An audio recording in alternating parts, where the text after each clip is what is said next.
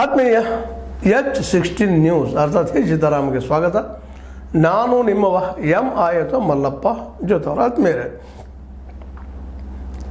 ನಮ್ಮ ಸಿದ್ದರಾಮಯ್ಯನವ್ರಿಗೆ ಏನಾಗಿದೆ, ಬೆಳಗಾವಿಯಲ್ಲಿ ಅತ್ಯಂತ ಸುಂದರವಾಗಿ ನಡಿಬೇಕಂತ ಕೇಂದ್ರ ಸರ್ಕಾರವನ್ನು ಅಟ್ಯಾಕ್ ಮಾಡುವಂಥ ಒಂದೆಲ್ಲ ಪರಿಸ್ಥಿತಿ ಇದ್ದಾಗ ASP ಮೇಲೆ ಕೈ ಮಾಡಿದ್ದು ಯಾಕೆ ಅಂತ. ASP ಮೇಲೆ ಕೈ ಮಾಡಿದ್ದು ಯಾಕೆ, ಏನು ಅವಶ್ಯ ಇತ್ತು? ಹೌದು, ಸಹಜದ ಒಂದು ಇಂಪಾರ್ಟೆಂಟ್ ಪೋಸ್ಟ್ಲಿದ್ದಾರೆ, ಮುಖ್ಯಮಂತ್ರಿ ಆಗಿದ್ದಾರೆ, ಪ್ರೆಷರ್ ಎಲ್ಲ ಕಡೆ ಇದ್ದೇ ಇರೋದಾರೆ, ಅದರಲ್ಲಿ ಎರಡು ಮಾತಿಲ್ಲ.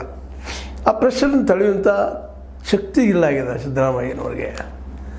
ಏಕೆಂದರೆ ಇದು ದೊಡ್ಡ ಇಶ್ಯೂ ಆಗ್ತದೆ. ಅದರಲ್ಲೂ ಎದುರಾಳಿಗಳು BJPಗರು ಸಣ್ಣ ವಿಷಯ ಸಿಕ್ಕರು ಸಾಕು ದೊಡ್ಡ ಮಾಡುವುದರಲ್ಲಿ ಹಸ್ತರು. ಅದರಲ್ಲೂ ಭಾಳ ಬುದ್ಧಿವಂತ ಜನ. ಈಗ ನೋಡಿ, ಜನವಾರದ್ದು ಎತ್ತಿದ್ರು, ಅದು ಕೇಂದ್ರ ಸರ್ಕಾರ ಡೈರೆಕ್ಷನ್ ಇತ್ತು, ಅದು ಎಲ್ಲೆಲ್ಲೂ ಹೋಗಿ ಏನೇನೋ ಆಯಿತು. ಈಗ ತಾಳಿ, ಸಿಂಧೂರ, ಜನಿವಾರ, ಶಿವದಾರ ತೆಗೆದು ಮಾರ್ಗಸೂಚಿ ಕೊಡುವಂಗಾಯಿತು ಕರ್ನಾಟಕ ಸ್ಟೇಟ್. ಇದಕ್ಕೆ ಏನು ಬರ್ತದೆ ಗೊತ್ತಿಲ್ಲ ಕೇಂದ್ರದಿಂದ, ಅದೇನೂ ಇರಲಿ. ಈಗ ಈ ವಿಷಯದಲ್ಲಿ ಯಾಕಪ್ಪ ASP ಮೇಲೆ ಕೈ ಮಾಡೋ ಅವಶ್ಯಕತೆ ಇತ್ತ? ಹೀಗಾಗಿ ಅದು ಇನ್ನೊಂದು ಇಶ್ಯೂ ಆಗಿನ ಮುಂದಿನ ಕೆಲವು ದಿನ ಚರ್ಚೆ ಆಗಿ ಆಗ್ತಿರ್ತದೆ.